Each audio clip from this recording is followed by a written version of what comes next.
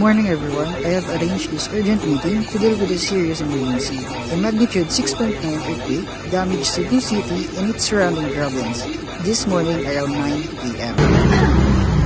Mr. President, according to the initial report, there was a medium widespread damage, much caused significant destruction to infrastructure. What's the current situation, Secretary of DILG? Mr. President, the situation is very serious. There are been reports of landslide and collapse of several buildings and houses. The local government is exhausted, and we are working with our military to arrange for research, rescue. Secretary of DILG, I need a detailed damage assessment within a 12 hours period. We need to know the full extent of this disaster. DSWD is prepared to deploy our rapid response team. Mr. President, our food packs and non-food kits have already been placed in primary areas. Although evacuation facilities are being created, we expect a large number of people in need of assistance. Secretary of DSWD, ensure that the relief goods reach those who needs them the most without delay or corruption. Mr. President, a travel and tourism industry has been affected. A few places and popular tourist destination has been damaged. We must ensure the security of tourists and assist with their evacuation. Mr. President, our road system is in serious risk. Bridge and more and the major roadways are damaged and blocked. Clearing debris and repeating the routes for our rescue vehicles and our current priorities. Secretary of DOTR, prioritize clearing roads and restoring transportation services. Every minute counts in this situation. Mr. President, we must quickly put some money for infrastructure, restoration, relief effort, and rescue operation. I suggest providing an emergency fund to DSWD, DPWH, and UNIT. Secretary of EDN, release the necessary files immediately.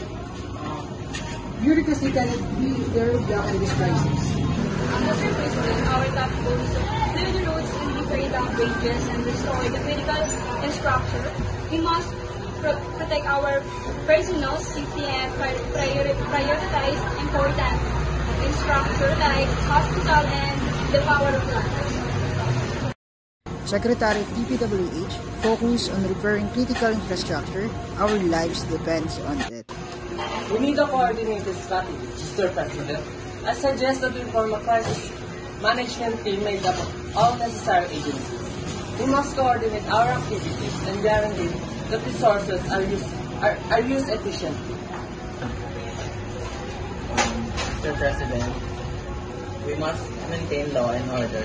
There have been reports of theft in certain regions. To ensure peace and security, we must deploy additional law enforcement personnel. Secretary of DOJ, maintain law and order. Exploiters will be prosecuted to the fullest extent of the law. Mr. President, we need to restore communication as soon as possible. The ICT is distributing satellite phones and setting up emergency. Are also attempting to deliver accurate information to the public. Secretary of the ICT, combat misinformation and keep the public informed. Panic is our enemy. Thank you everyone for your report. This is a big challenge for us, but I am confident that Filipino people are resilient. We will work together to rebuild the place that has been damaged. But tell me that your hope is found. That your hope is found. I'm grateful, don't leave me. I want you here with me. I know that your hope is found. I can breathe, I'm so free. I know this isn't easy. Don't tell me that your hope is gone, that your hope is gone.